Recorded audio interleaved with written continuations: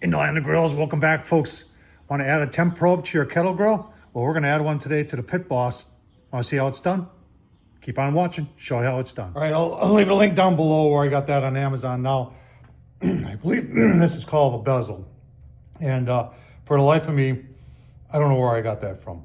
I looked at my purchasing history on Amazon. I couldn't find it. This may have come with another grill, and I took it off. I'm not 100% sure, but it's not a Weber, I can tell you that. And it was just aluminum, but it's going to work real good. I have given it 2 coats of the orange paint that I like, the high heat paint that I like so much.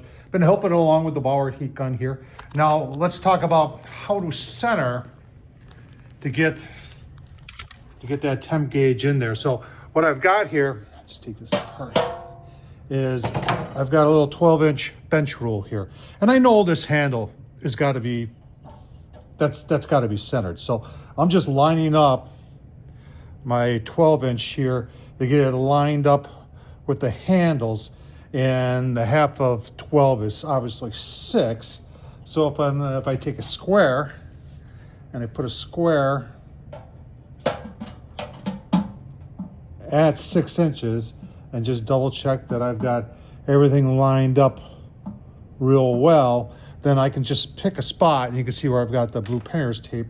That's in the area that I want to be.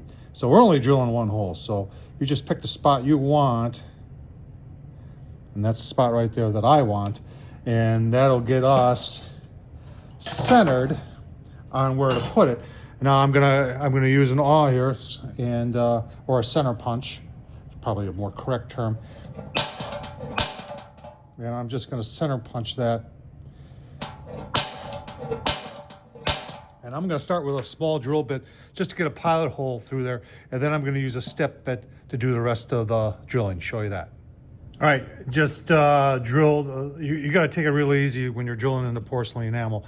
So just go slow, and because this stuff easily can shatter or crack. All right, ready with the step bit, and I wanna try 1/4 inch first.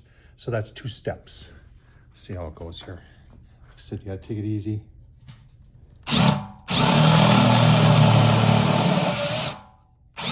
There's the first step. There's the second step.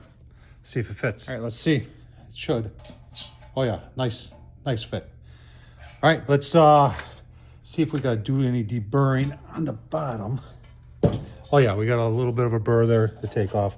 Show you how I do that. All right, you could actually use the step bit and go into the next step and just use that to chamfer, but I've got one of these where it works in metal and it works pretty well. And we're just gonna,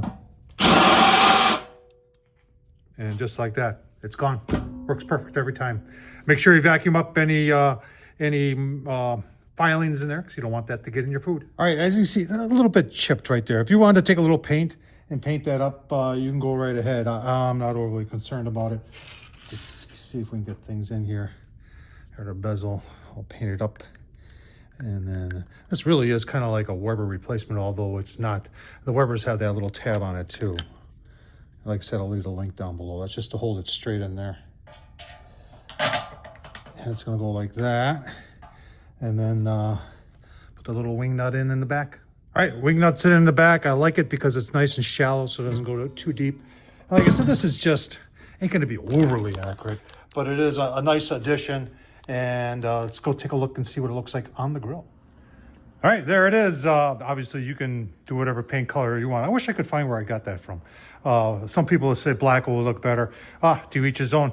My grill, my choice. But that's how you center it. If you want to do it, you can do this even for a Weber. Use the same philosophy. Remember, the Weber handle is going to be centered too. So you're just doing what I did in order to get center on there. And a lot of times where I might use this, especially is when I'm using charcoal and pellets together, is that on the indirect side, because I usually have the charcoal over here. So I would either sometimes have it just like that in my food right here, or if I got my charcoal on these sides right there, I might have this turned just like this, and that way you can get a better idea what the temp is in there. I think it's a good idea. I think it's a great addition.